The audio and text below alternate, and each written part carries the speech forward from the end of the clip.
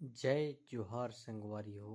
आज आप मन ले जतन हम ग्राम नेवारी गुड़ा, जहाँ आदिवासी परंपरा के अंतर्गत हमारे गांव नेवारी गुड़ा में पीढ़ी वाले पूजे के कार्यक्रम रखे गए हैं।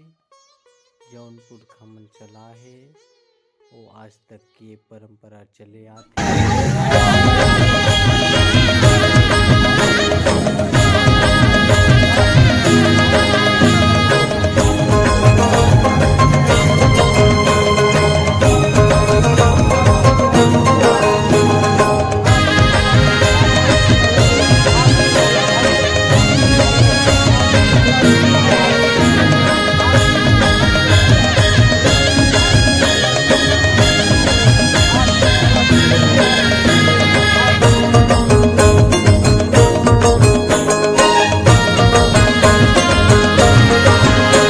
हर रखे तीर कमान, दुनिया वाले जानू हम तो आदिवासियान। ये हर रखे तीर कमान, दुनिया वाले जानू हम तो आदिवासियान। जंगल के रखैया मौहा के बिनैया, तेंदुआ उड़ला सब होंडू फुटू के टोरैया। जंगल के रखैया मौहा के बिनैया, तेंदुआ उड़ला सब होंडू फुटू के टोरैया। हमर जंगल है साथ दुनिया वाले जानो हम तो आदिवासिया। ये हर रखे तीर कमान, दुनिया वाले जानो हम तो आदिवासियान।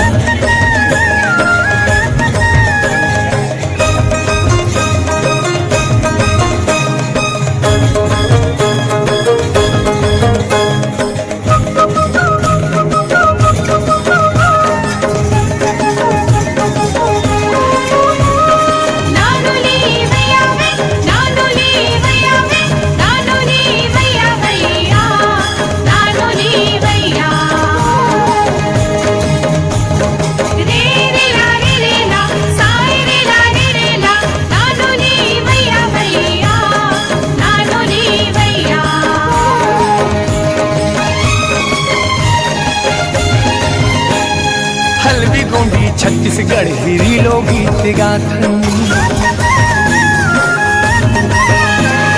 तुर्रा सिंह बाजा बजा के तिहार मनाथन। आंगा देव बूढ़ा देव के हमन पुजारी, सीधा साधा मन के बूता सेवाओं जोहारी। हमर बस्तर महान, दुनिया वाले जानू हम तो आदिवासियान। ये हर रखे तीर कमान, दुनिया वाले जानू हम तो आदिवासियान।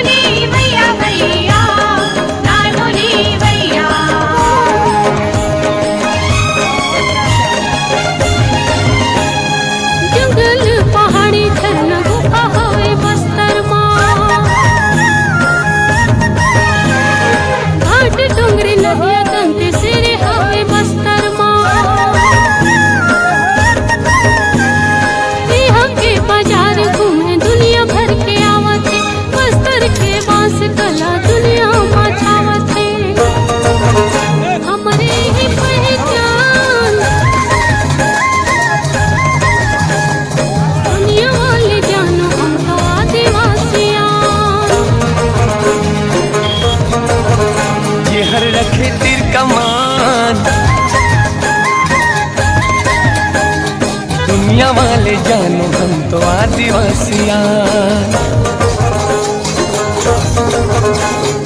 दुनिया वाले जानो हम तो आदिवासिया,